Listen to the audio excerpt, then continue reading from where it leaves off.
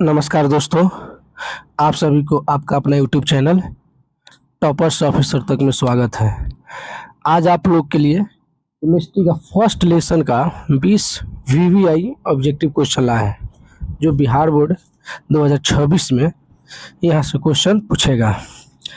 और आप लोग चाहते हैं कि साइंस में 99 नंबर लाएं, तो इस वीडियो को पूरा देखिएगा, स्किप मत कीजिएगा बीच में। आप लोग के लिए बहुत फ़ायदा करेगा। और आप लोग भी अगर समझ में आए तो कमेंट जरूर करना, और मेरे चैनल को सब्सक्राइब और अपने दोस्तों के पास शेयर जरूर कर दीजिएगा। चलिए, तो बिना देरी किए हम लोग चालू करते हैं फर्स्ट लेसन का ऑब्जेक्टिव क्वेश्चन। 20 ऑब्जेक्टिव क्वेश्चन है, और ऐसे ही 20-20 करके सारा ऑब्जेक्टिव क्वेश्चन करा देंगे। और जिसको पीडीएफ चाहिए तो कमेंट में जरूर लिखिएगा, हम उसको पीडीएफ दे देंगे। ओके, तो चलिए बिना देरी किए शुरू करते हैं। और अपने दोस्तों के पास शेयर जरूर कीजिएगा, और चैनल को सब्सक्राइब भी कर लीजिएगा। चलिए, तो शुरू करते हैं। पहला क्वेश्चन है कि रासायनिक अभिक्रिया का संकेत क्या है। तो रासायनिक अभिक्रिया का संकेत क्या है, तो जब दो या दो से अधिक तत्व जब रासायनिक अभिक्रिया करते हैं तो उनमें क्या क्या परिवर्तन होता है या क्या इंडिकेट करता है। तो इसमें हो जाएगा आपका रंग परिवर्तन, ऑप्शन ए। बी में गैस का निकलना, और सी अवक्षेप बनना। मतलब कि इनमें जो होता है सभी होता है, उपयुक्त सभी होगा। ओके, बिना देरी किए सेकेंड नंबर क्वेश्चन देखते हैं।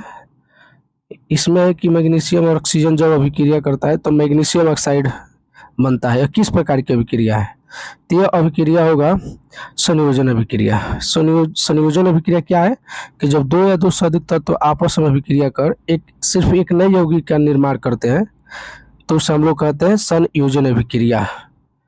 तो इसका ऑप्शन होगा ए। ओके, 3 नंबर क्वेश्चन देखिए। जल, अब देखिए ये जो टूट के हाइड्रोजन और ऑक्सीजन अलग हो गया है, और पूछ रहे हैं कि किस प्रकार की अभिक्रिया है। तो ये अभिक्रिया होगा आपका अपघटन, और इसी को बोलते हैं हम लोग वियोजन।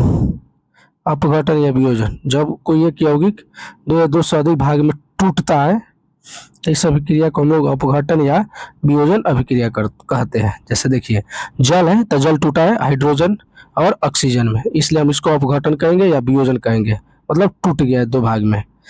नेक्स्ट क्वेश्चन है, जिंक और कॉपर सल्फेट जब अभिक्रिया करता है, तो यहाँ बना हुआ है जिंक सल्फेट और कॉपर, किस प्रकार की अभिक्रिया है।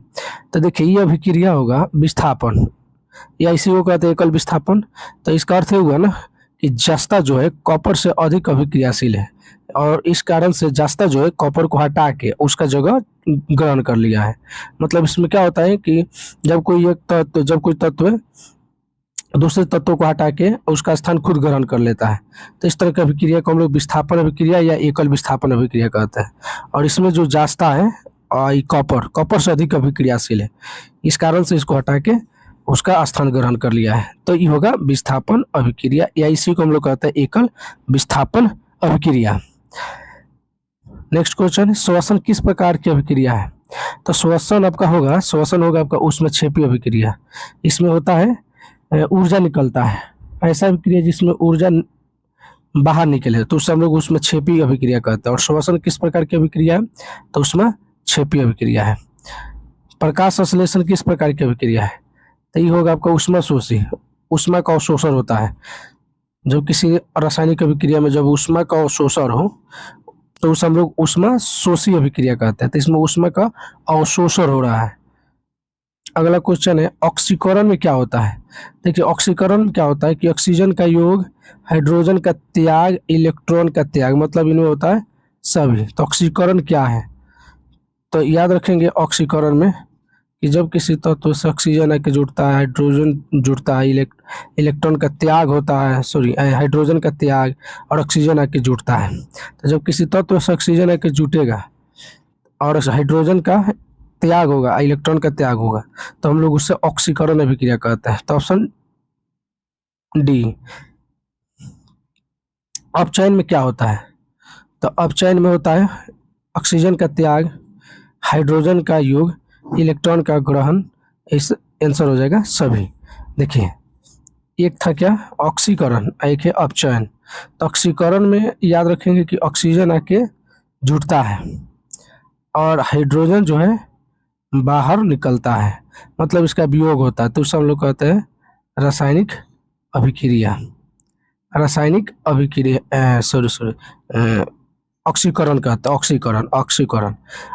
आगे देखिए अपचयन। तो अपचयन में क्या है? तो इसमें देखिए, इसमें होगा ऑक्सीजन का त्याग, मतलब ऑक्सीजन बाहर निकलेगा और हाइड्रोजन आके जुटेगा अपचयन में। सिल्वर क्लोराइड का रंग कैसा होता है? AgCl। सिल्वर क्लोराइड का रंग कैसा होता है? सिल्वर क्लोराइड का रंग होता है, आप लोग भी बताइए और कमेंट में इसका आंसर दीजिए। अगर आपको अच्छा लगे तो लाइक और मेरे चैनल को सब्सक्राइब जरूर कीजिए, ताकि अगले वीडियो का नोटिफिकेशन आप सभी के पास जल्द ही आ जाए। तो इसका चलिए तो देखते हैं सिल्वर क्लोराइड का रंग कैसा होता है। तो ये होता है श्वेत, मतलब वाइट, उजला। फेरस सल्फेट क्रिस्टल का रंग होता है हरा। फेरस सल्फेट क्रिस्टल का रंग होता है हरा। कमेंट कीजिए लो, अच्छा लगे तो शेयर जरूर कीजिए, मेरे चैनल को सब्सक्राइब कीजिए। फेरस सल्फेट क्रिस्टल का रंग होता है हरा। आगे देखिए, नाइट्रोजन डाइऑक्साइड गैस का रंग कैसा होता है? तो ये होगा भूरा। क्या होगा? भूरा। ये देखिए, यहाँ से जो बता रहे हैं बहुत मोस्ट वीवीआई है, ये मोस्ट वीवीआई है, तुरंत नोट कर लीजिएगा। मोस्ट वीवीआई धोन सोडा का सूत्र है। तो धोन सोडा का सूत्र होगा Na2CO3 into 10H2O।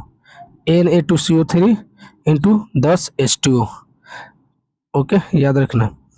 Baking soda का सूत्र होता है, बेकिंग सोडा। तो बेकिंग सोडा का सूत्र होगा NaHCO3। बेकिंग सोडा का सूत्र होता है NaHCO3। बेकिंग सोडा का सूत्र होगा NaHCO3। जंग का सूत्र होगा, ये भी पूछता है, तो ऑप्शन बी हो जाएगा जंग का सूत्र। ऑप्शन बी, जंग लगना किस प्रकार की अभिक्रिया है? तो ऑक्सीकरण। अभी देखें, ऑक्सीकरण में ऑक्सीजन आके जुटेगा, हाइड्रोजन बाहर निकलेगा। AB प्लस CD तो बना AdCb। ये किस प्रकार की अभिक्रिया है? तो द्विविस्थापन। जब दो या दो से अधिक तत्व अपने आयनों का अदला बदला कर एक नए यौगिक का निर्माण करता है। अपने आयनों का अदला बदला कर, किसका? अपने आयनों की अदला बदली कर एक नए यौगिक का निर्माण करता है, तो उसे हम लोग द्विविस्थापन अभिक्रिया कहते हैं। लेड नाइट्रेट को गर्म करने पर नाइट्रोजन डाइऑक्साइड के साथ क्या बनता है? ऑक्सीजन। क्या बाहर निकलेगा? ऑक्सीजन। कॉपर ऑक्साइड हाइड्रोजन से, हाँ यहाँ पर देखिए क्या है, कॉपर हाइड्रोजन। इसमें कॉपर ऑक्साइड का क्या होता है? तो देखिए, इसमें होता है ऑक्सीकरण, इसमें होगा ऑक्सीकरण। यही क्वेश्चन फिर रिपीट हो गया, ऑक्सीकरण। रासायनिक समीकरण को संतुलित करने का नियम किस पर आधारित है? तो इसका हो जाएगा आंसर द्रव्यमान संरक्षण का नियम। रासायनिक समीकरण संतुलित करने का नियम किस पर आधारित है? तो द्रव्यमान संरक्षण का नियम। तो आज 20 तक ही क्वेश्चन रहने देते हैं, फिर अगले वीडियो में शेष क्वेश्चन लाएंगे। और पक्का ये क्वेश्चन यहाँ से पूछता है, जैसे एक बार और रिपीट कर देता है, जो अच्छा क्वेश्चन है।